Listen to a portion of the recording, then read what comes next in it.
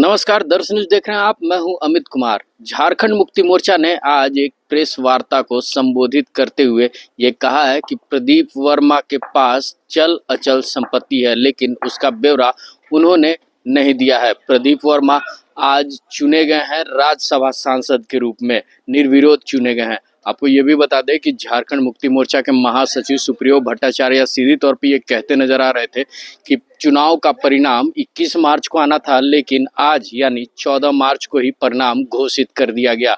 साथ में भाजपा पे भी आरोप लगा है कि भाजपा जो है वो झारखंड को महाराष्ट्र और हरियाणा बनाना चाहती थी। साथ में महाराष्ट्र से महापात्रा को लेकर आई, यहाँ खेला करना चाहती थी, लेकिन भाजपा यहाँ औंधे मुंह गिर गई। तो क्या कुछ कह रहे हैं सुप्रियो भट्टाचार्य, आइए सुनते हैं। राज्यसभा का परिणाम सामने आया है। राज्यसभा का परिणाम इसलिए आज ही आ गया 21 की जगह, क्योंकि भारतीय जनता पार्टी और झारखंड मुक्ति मोर्चा द्वारा यहाँ के सीटों के लिए अपने अधिकृत प्रत्याशियों की घोषणा की गई थी, लेकिन एक प्रयास जरूर हुआ था कि हिमाचल और उत्तर प्रदेश में जो परिस्थितियां बनी थी उसको भी यहाँ पर उत्पन्न करवाया जाए। उसके लिए कोई बड़ा एक ठो पात्र आया था, मैंने महापात्र, और उनको लाए भी जो लोग थे, उनके भी मंसूबे पर पानी फिर गया। अब तो राजनीति भारतीय जनता पार्टी के लिए संविधान तो खैर कोई मायने रखता ही नहीं है, परंपराएं भी मान्य नहीं। 31 दिसंबर की तारीख को आप लोग थोड़ा पीछे लौट जाइए,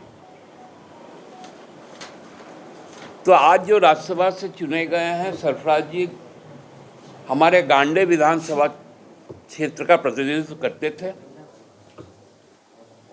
उन्होंने अपनी सदस्यता से को त्याग किया था,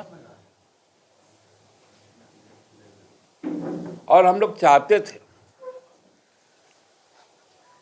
कि चुनाव आयोग, चूंकि 1 वर्ष से ज्यादा का हमारा कार्यकाल बचा हुआ था, वहां उपचुनाव करवा दे। लेकिन उछल कूद करने वाले एक सांसद है गोड्डा से, जिनके किस्से कहानी अब हम बहुत जल्दी आप लोगों के बीच में बताएंगे। उन्होंने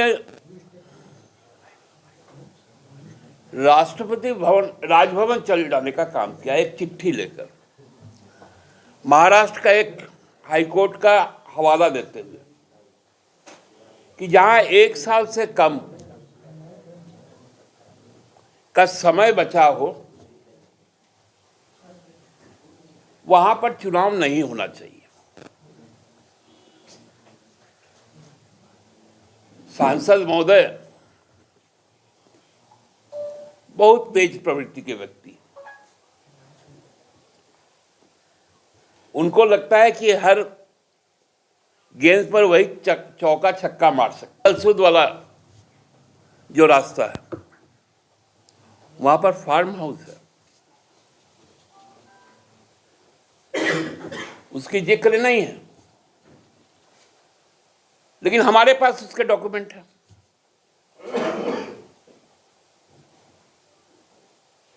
खेलगांव में उनका फ्लैट है, हमारे पास डॉक्यूमेंट है नागार्जुना बिल्डर के साथ, जिन्होंने खेलगांव में अपना हाउसिंग कॉम्प्लेक्स बनाया था, उसकी भी कागज है। आप 15 के पास फ्लैट के मालिक हैं,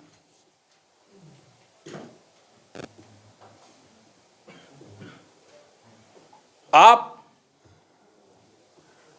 जो वहां पर जो दवाई दुकान है सरला बिरला के अंदर, वो भी आप ही का है। कई एनजीओ हैं,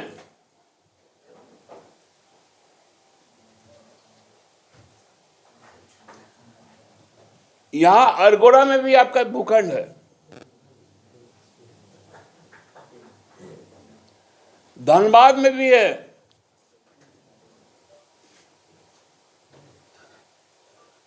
और 2 भूखंड तो आपका एक हो सकता है पैतृक हो, जो आजमगढ़ में है, लेकिन शानदार महल भी वहां पर आपके द्वारा एक खड़ा किया गया आजमगढ़ में। आपके डेड में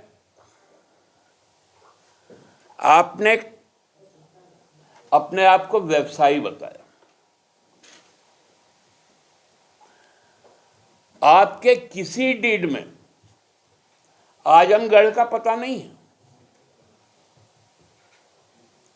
कभी महिलाओं का पता है, कभी विलेज आरा का पता है, कहीं पुरुलिया रोड का नाम है। ये सारी चीजें हैं। और तो आप कॉलोनी बसाए हैं, आपने डेवलपमेंट एग्रीमेंट किया है डेवलपर के साथ। उन्होंने परसों से जो हरियाणा में काम किया,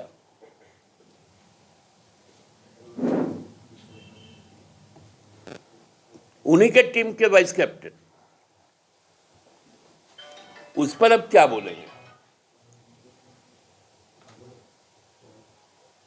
तब उन्होंने कहा था कि गैर विधायक कोई मुख्यमंत्री बन नहीं सकता है, क्योंकि वहां चुनाव नहीं हो सकते।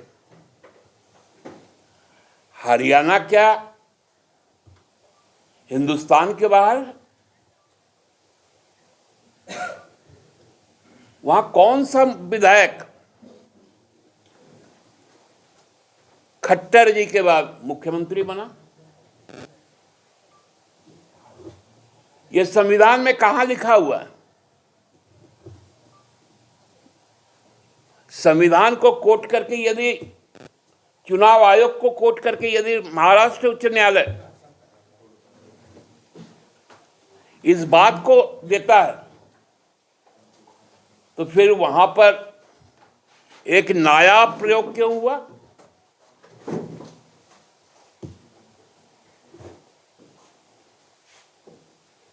बताना पड़ेगा ना। उछल कूद करते थे तब तो कल्पना जी सार्वजनिक जीवन में भी नहीं आई थी। मुख्यमंत्री नहीं बन सकते, मुख्यमंत्री नहीं बन सकते। अब